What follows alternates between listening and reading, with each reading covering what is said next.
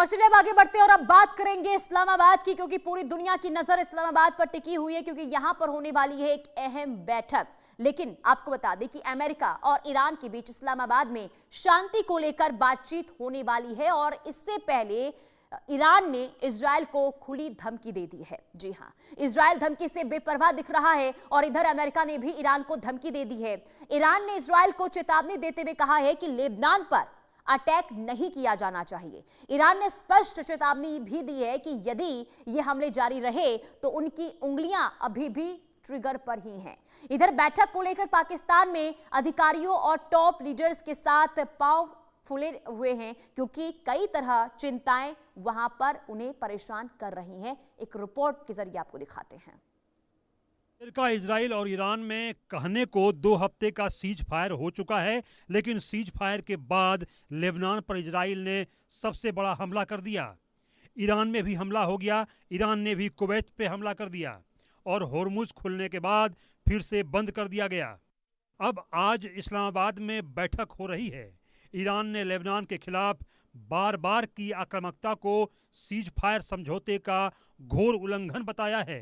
Iran का कहना है कि इन कार्रवाइयों का जारी रहना बातचीत को बेमानी बना देगा।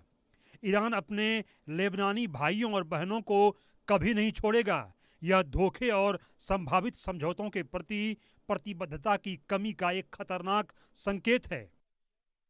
ईरानी राष्ट्रपति मसूद पेजेस्कियन ने सोशल मीडिया प्लेटफॉर्म एक्स पर पोस्ट किया कि लेबनान में इजराइल का फिर से घुसपैठ करना शुरुआती संघर्ष विराम समझौते का खुला उल्लंघन है। यह धोखेबाजी और भविष्य के संभावित समझौतों के प्रति प्रतिबद्धता की कमी का एक खतरनाक संकेत है। इन कार्रवाइयों का जारी रहना बातचीत को बेमानी बना देगा। हमारी उंगलियां अभी भी ट्रिगर पर हैं। ईरान अपने लेबनानी भाई बहनों को कभी नहीं छोड़ेगा। वहीं फ्रांस के राष्ट्रपति एमेनुअल मैक्रों ने भी इजराइल के हमले की कड़ी आलोचना की है। मीडिया रिपोर्ट्स के मुताबिक ईरान के खिलाफ अमेरिका इजराइल युद्ध को खत्म करने वाली समझौता वार्ता के लिए अमेरिका से जेडी वेंस बातचीत में हिस्सा ले रहे हैं। पाकिस्तान में ईरान के राजदूत राजा अमीरी मुकदम को लेकर नया घटनाक्रम सामने आ गया। उन्होंने अपने सोशल मीडिया पोस्ट को हटा दिया। इस पोस्ट में उन्होंने ईरानी प्रतिनिधिमंडल के पाकिस्तान दौरे और अमेरिका के साथ सीज फायर बातचीत के लिए इस्लामाबाद पहुंचने की जानकारी दी थी। इस पोस्ट को हटाने की वजह साफ नहीं की गई। इससे इस संभावित बैठक को लेकर इधर जेडी वेंस का बयान भी सामने आया है। उन्होंने कहा कि ये एक तथ्य गलतफहमी की वजह से आया है। ईरानियों ने सोचा कि सीज फायर में लेबनान शामिल है, लेकिन ऐसा नहीं था।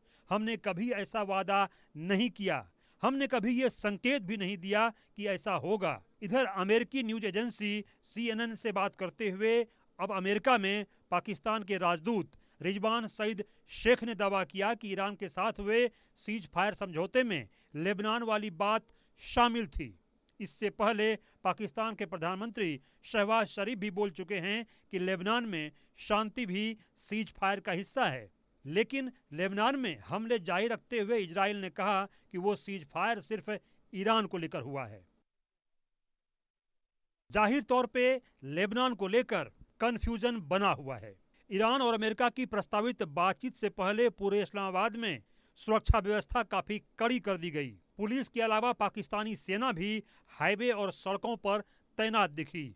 रेड जोन की सुरक्षा की कमान पाकिस्तानी सेना की एक्स कोर ने संभाली। इसके अलावा अन्य शहरों को इस्लामाबाद से जोड़ने वाले एक्सप्रेसवे 2 दिन के लिए पूरी तरह से बंद कर दिए गए।